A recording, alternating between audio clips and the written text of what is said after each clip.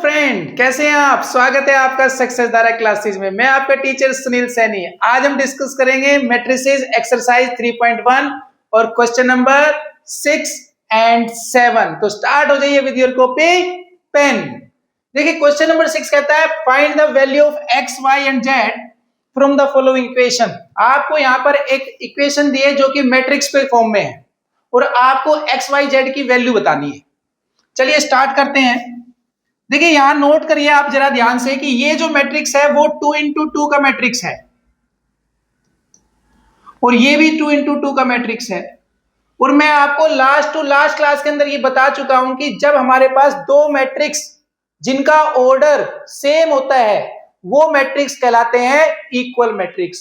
और equal matrix are always comparable, हम उनको कंपेयर कर सकते हैं, राइट। तो कैसे कंपेयर करेंगे जरा देखिए ध्यान से यहां पर। तो देखिए अगर मैं इसको इससे कंपेयर करूंगा तो यहां पर हो जाएगा 4 इक्वल्स टू वाई, इसको इससे कंपेयर करेंगे तो 3 इक्वल टू हो जाएगा जेड, और नीचे वाले भी देखिए जरा, ये वाले हमारे पास ये कंपेयर करेंगे तो x इक्वल टू हो जाएगा 1, और लास्ट वाला देखिए 5 इक्वल टू 5 है, आप लिखे या नहीं लिखे उससे फर्क नहीं पड़ता है, राइट। तो यहां से हम देख सकते हैं हमारे पास x की वैल्यू आ गई है कितनी भाई, इसको देखिए आप, x इक्वल टू 1 है, और y इक्वल टू यहां से देखिए आप 4 आ गया, और z इक्वल टू हमारे पास आ गया 3। बहुत ही सिंपल क्वेश्चन था, डायरेक्ट वैल्यूज यहां पर आ गई है, राइट। तो चलिए देखते हैं अब नेक्स्ट पार्ट।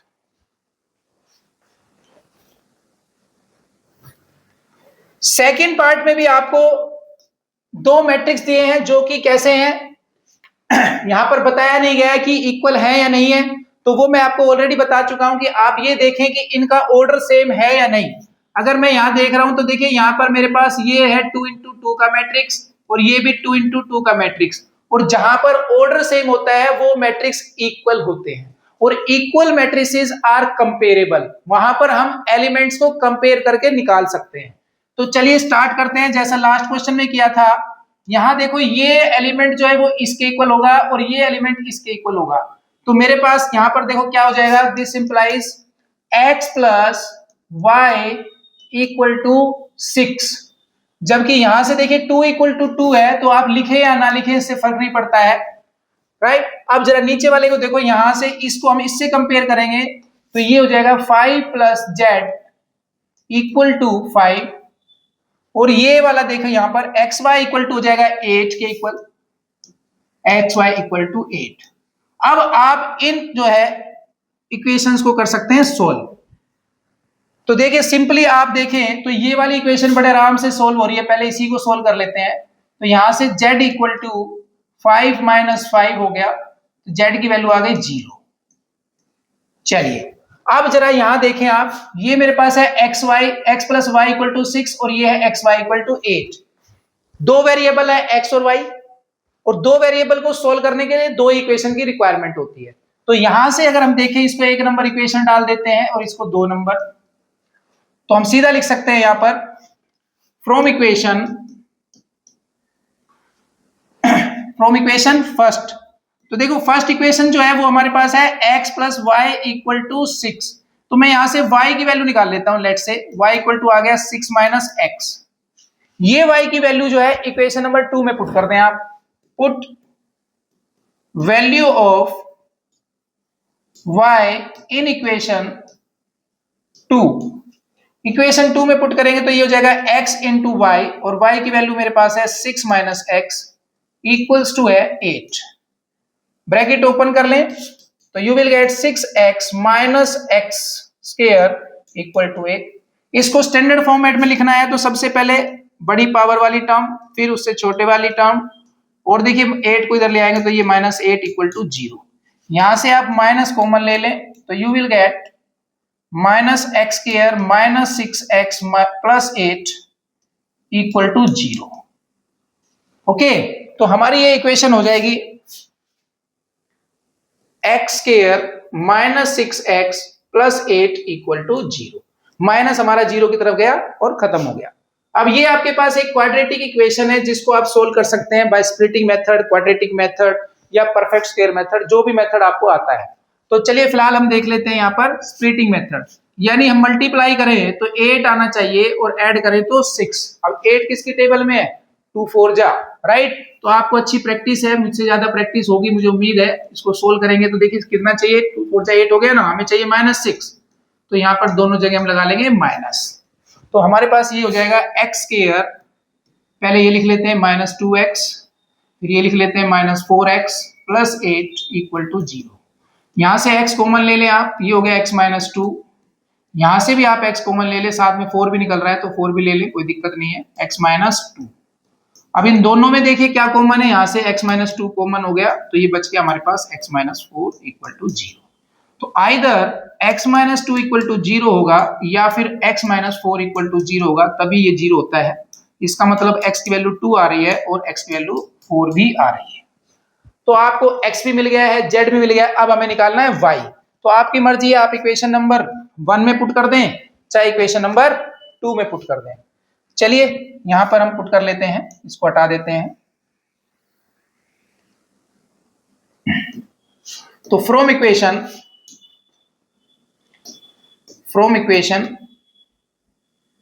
1 में रख लेते हैं। चलिए, तो दो पार्ट है हमारे पास यहाँ पर, क्योंकि x की वैल्यू 2 आई है तो एक तरफ आप x की वैल्यू 2 रखें और एक x की वैल्यू 4 रखेंगे। तो इक्वेशन नंबर 1 हमारी है, देखिए वहां पर रखेंगे, ये है इक्वेशन x + y = 6 और x की वैल्यू 2 है प्लस y = 6 और भाई यहां से y की वैल्यू आ गई 6 - 2 यानी y = 4। जबकि यहां से देखें हम तो हमारे पास ये हो जाएगा x + y = 6, यहाँ पे पुट करिए आप, ये हो जाएगा 4 + y = 6 और y = आ गया 6 - 4 एंड y = 2। क्लियर? तो कुल मिलाकर के हमारे पास जो आंसर्स आए हैं वो देखिए, x की वैल्यू आई है हमारे पास 2 एंड 4, जबकि वैल्यू y की जो आई है वो आई है 4 और 2 और z हमारे पास है 0। तो क्वेश्चन नंबर 6 का सेकंड पार्ट यहां हो जाता है कंप्लीट। तो चलिए देखते हैं नेक्स्ट पार्ट।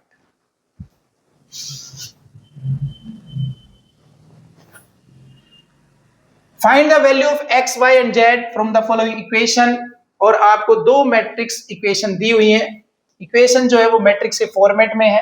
आप यहां पर देखिए, जरा ध्यान से ऑर्डर चेक करें तो ये मेरे पास यहाँ पर 3 रो हैं और 1 कॉलम है। यहां पर भी देखिए 3 रो है और 1 कॉलम है, और जब ऑर्डर सेम होता है तो हम कहते हैं ये मैट्रिक्स जो है क्या है, इक्वल है। और इक्वल मैट्रिसेस जो है वो कंपेरेबल होती है, उनको हम कंपेयर कर सकते हैं।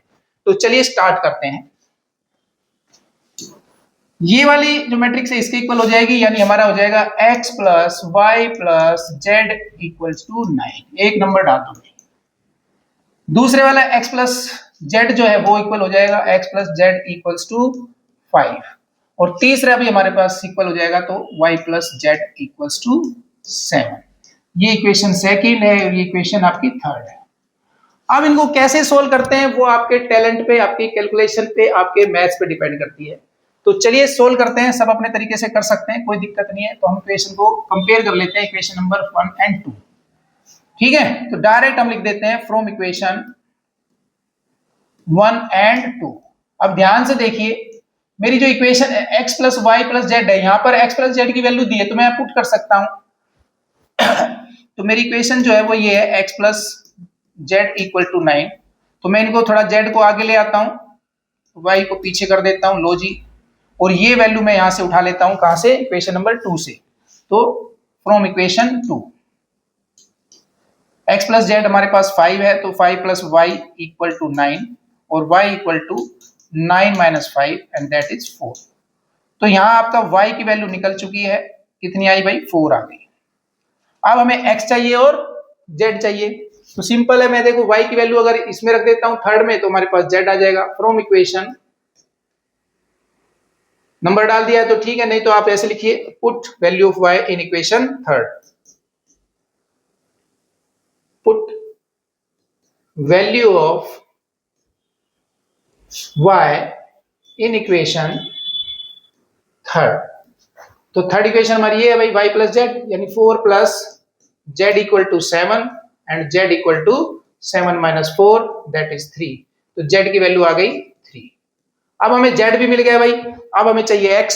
तो z कहां पर है और x कहां पर है, इसमें है देखो। तो हम रख सकते हैं z की value in equation 2। Put value of z in equation third. Equation third में रखेंगे तो थर्ड नहीं सेकंड में रखेंगे। सेकंड देखिए x प्लस जेड है तो ये हो जाएगा x प्लस जेड की वैल्यू 3 थी और भाई यहां से x is equal to 5 minus 3 and this implies x is equal to 2। तो आपको x भी मिल गया है, z भी मिल गया है और y भी मिल गया है और क्वेश्चन में हमें x, y और z की वैल्यू निकालनी है। तो ये पार्ट भी आपका हो गया कंप्लीट। तो चलिए देखते हैं नेक्स्ट।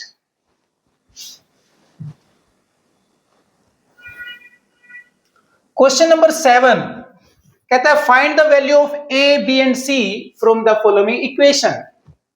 लास्ट क्वेश्चन के जैसा ये कोई प्रॉब्लम नहीं है। आपको यहां पर दो मैट्रिक्स दिए हुए हैं, इक्वेशन जो है वो मैट्रिक्स के फॉर्मेट में है। तो सबसे पहले आप इनका देखो ऑर्डर।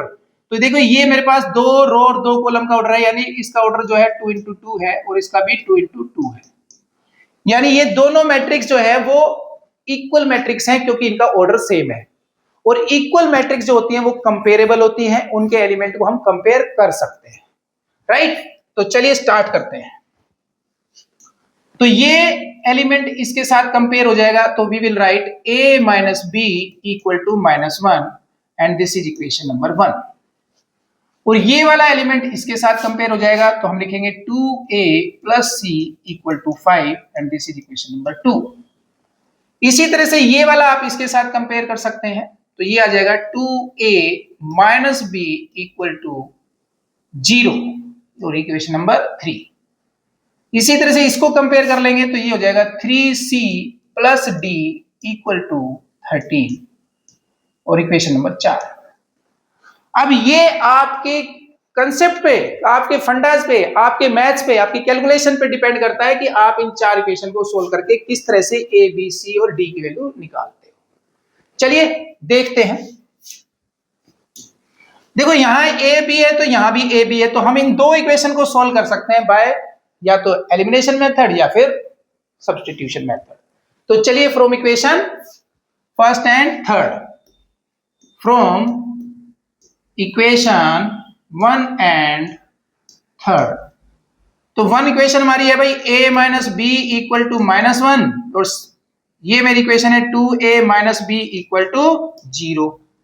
अगर मैं ये सब्ट्रैक्ट कर देता हूं तो देखिए नीचे वाली इक्वेशन के साइन चेंज हो जाएंगे, b से b कैंसिल और यहां पर देखो ये हो गया हमारे पास -a इक्वल टू -1।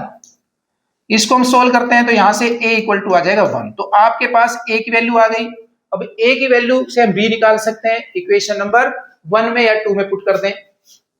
आइए यहां रख लेते हैं फ्रॉम इक्वेशन, या ऐसे लिखिए put value of a in equation, put value of a in equation first में रखेंगे तो भाई देखो हो जाएगा a की जगह तो 1 हो जाएगा, minus B equal to -1, minus B equal to -1 और भाई ये माइनस बी इक्वल टू -2 और b इक्वल टू 2 आ गया। आपको b भी मिल गया भाई। अब आपको चाहिए c और d। देखो इक्वेशन नंबर 2 को देखो ध्यान से, यहां पर हमारे पास a और c है और a की वैल्यू हम जानते हैं तो यहां पुट कर देते हैं। चलिए put value of a in equation 2 रखो भाई यहां पर 2a की वैल्यू हमारी है 1 प्लस c इक्वल टू 5। यहां से हो जाएगा 2 प्लस c इक्वल टू 5 और c इक्वल टू 5 माइनस 2 और यहां से सोल्व किया तो भाई c की वैल्यू आ गई 3। c भी आ गया। अब हमें a पता है, b पता है, c पता है, d निकालना। तो देखो इक्वेशन नंबर 4 को देखो, यहां पे c और d है, c की वैल्यू यहां पुट कर देते हैं, d निकल जाएगा, राइट। तो चलिए वो भी कर देते हैं भाई। Now put value of c in equation 4 में आ जाओ भाई। ये है 3 और इंटू c हमारा है 3 प्लस d इक्वल टू 13। यहां से आ जाएगा 9 प्लस d इक्वल टू 13 और d equals to 13 minus 9 and d equal to आ गया 4। क्लियर। तो आपने चारों वैल्यू बड़े आराम से निकाल ली। a की वैल्यू आई है 1, और बी की वैल्यू आई है 2, 3 की वैल्यू 3 और सी यानी डी की वैल्यू आई है 4। तो ये पार्ट भी आपका हो गया कंप्लीट। तो चलिए देखते हैं नेक्स्ट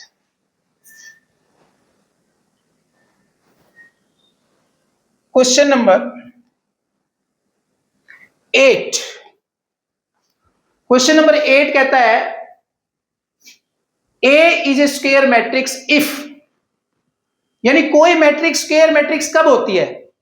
देखिए इंट्रोडक्टरी क्लास के अंदर मैं आपको अच्छे से पढ़ा चुका हूं टाइप ऑफ मैट्रिसेस। तो अगर आपने वो क्लास मिस कर दी थी तो कोई दिक्कत नहीं है, उसकी क्लास उसकी वीडियो अवेलेबल है, बड़े आराम से आप उसको देख सकते हैं, जहां पर हमने आपको डिफरेंट टाइप ऑफ मैट्रिसेस पढ़ाया है। तो वहीं से ये क्वेश्चन बनाया गया है और पूछ रहा है आपसे, बताइए ये is a square matrix m into n is a square matrix. ये स्क्वायर मैट्रिक्स कब होगा भाई। स्क्वायर मैट्रिक्स की सिंपल सी कंडीशन है, जब हमारे पास number of rows equal to होता है नंबर ऑफ कॉलम के, तो हम कहते हैं कि ये एक स्क्वायर मैट्रिक्स है। तो यहां पर आप देखिए जो m है, ये m जो है वो क्या रिप्रेजेंट कर रहा है, वो m रिप्रेजेंट कर रहा है नंबर ऑफ रोज को, जबकि n रिप्रेजेंट कर रहा है नंबर ऑफ कॉलम को। और यहां पर आप देख सकते हैं m जो है अगर n के इक्वल होगा तो हम कहेंगे कि वो मैट्रिक्स कैसा है, स्क्वायर मैट्रिक्स है। तो देखो भाई ऑप्शन में चले जाओ, A B C, ये वाला ऑप्शन आपका करेक्ट है। तो you can say option C is correct. तो ये क्वेश्चन आपका यहां पर हो जाता है कंप्लीट, साथ साथ ये क्लास भी आपकी हो जाती है आज कंप्लीट। तो अगर आपको वीडियो क्लास अच्छी लगी है तो वीडियो को करें सब्सक्राइब, साथ साथ बेल आइकॉन को भी जरा टिक लगा दें ताकि आपको सबसे पहले वीडियो मिले। तो मिलते हैं अगली क्लास में, same time same place same channel.